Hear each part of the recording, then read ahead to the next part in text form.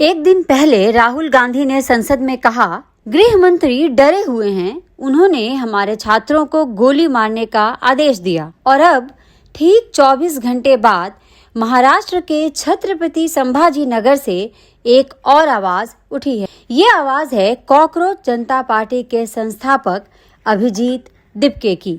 दिपके ने भी सीधे शब्दों में कहा है कि 20 जुलाई को जंतर मंतर पर छात्रों पर बल प्रयोग का आदेश गृह मंत्री अमित शाह के अलावा और कोई नहीं दे सकता। सवाल ये है, क्या ये सिर्फ एक और नेता का बयान है या विपक्ष और छात्र आंदोलन के बीच एक नई राजनीतिक कड़ी जुड़ रही है? समझने के लिए थोड़ा पीछे चलते हैं। नीट पेपर लीक को लेकर छात्रों का गुस्सा हफ्तों से जंतर मंतर पर उबल रहा था। कॉकरोच जनता पार्टी के बैनर तले महीने भर चला ये आंदोलन 20 जुलाई को संसद चलो मार्च में बदल गया। इसी दिन दिल्ली पुलिस और प्रदर्शनकारियों के बीच झड़प हुई, जिसमें एडिशनल डीसीपी आनंद कुमार मिश्रा समेत 100 से ज्यादा पुलिसकर्मी घायल बताए गए। आंदोलन का दबाव इतना बड़ा था कि इसके नतीजे में तत्कालीन शिक्षा मंत्री धर्मेंद्र प्रधान को इस्तीफा देना पड़ा। लेकिन कहानी वहीं खत्म नहीं हुई। विपक्ष का कहना है कि असली सवाल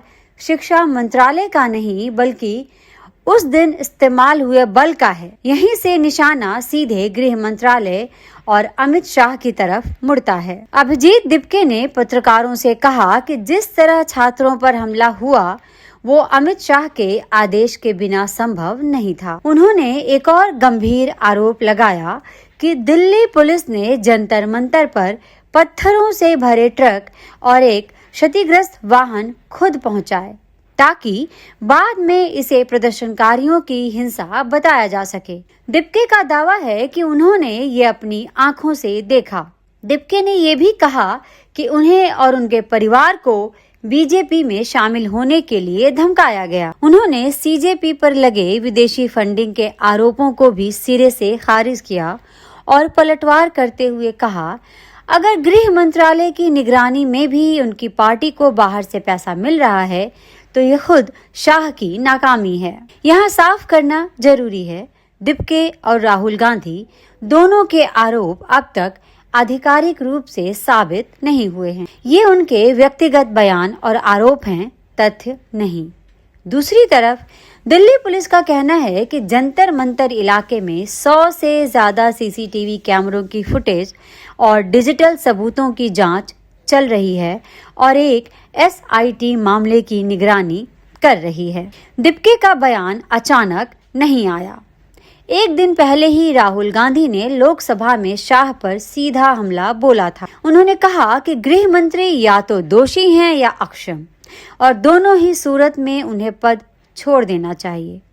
गांधी के इस बयान पर एनडीए सांसदों ने सबूत मांगे और खुद लोकसभा अध्यक्ष ओम बिरला को हस्तक्षेप कर कहना पड़ा कि बिना सबूत के सदन में आरोप नहीं लगाए जा सकते। कांग्रेस ने सुप्रीम कोर्ट की निगरानी में जांच की मांग भी रखी है। दिपके का समर्थन कांग्रेस के लिए राजनीतिक रूप से अहम है, क्योंकि अब ये सिर्फ विपक्षी पार्टी बनाम सरकार का मामला नहीं रह गया। छात्र आंदोलन से निकला एक नया चेहरा भी उस मांग को दोहरा रहा है। दिपके ने खुद कहा, लोकतंत्र बचाना अब सिर्फ विपक्ष का मुद्दा नहीं रहा, देश की जनता को साथ आना होगा। लेकिन तस्वीर का दूसरा पहलू भी देखना जरूरी है। बीजेपी इन आरोपों को सिरे से खारिज करती रही है और सरकार का रुख शुरू से यही रहा है कि 20 जुलाई की हिंसा प्रदर्शनकारियों की तरफ से भड़काई गई थी, पुलिस की तरफ से नहीं। धर्मेंद्र प्रधान पहले भी राहुल गांधी पर छात्रों को राजनीतिक मोहरा बनाने का आरोप लगा चुके हैं।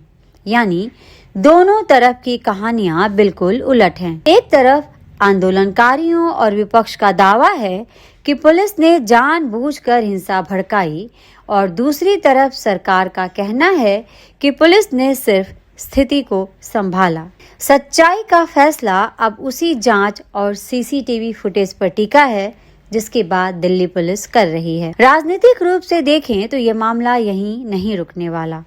धर्मेंद्र प्रधान का इस्तीफा पहले ही सरकार के लिए एक झटका माना जा रहा है और अगर विपक्ष का दबाव बढ़ता रहा तो संसद अगले सत्र में गृह मंत्रालय पर सवाल और तेज हो सकते हैं। दूसरी तरफ दीपके जैसे नए चेहरों का उभरना दिखाता है कि छात्र आंदोलन की राजनीति गूंज संसद से बाहर राज्यों तक पहुंच रही है। कुल मिलाकर एक तरफ है नीट पेपर लीक से शुरू हुआ छात्र आंदोलन, जो अब सीधे गृह मंत्रालय की जवाबदेही के सवाल तक पहुंच चुका है। दूसरी तरफ है सरकार का पक्ष, जो हर आरोप को खारिज कर रहा है। असली तस्वीर आने वाले दिनों की जांच रिपोर्ट और संसद के अगले सत्र में साफ होगी। क्या ये आरोप राजनीतिक हैं या वाकई जवाबदेही का सवाल?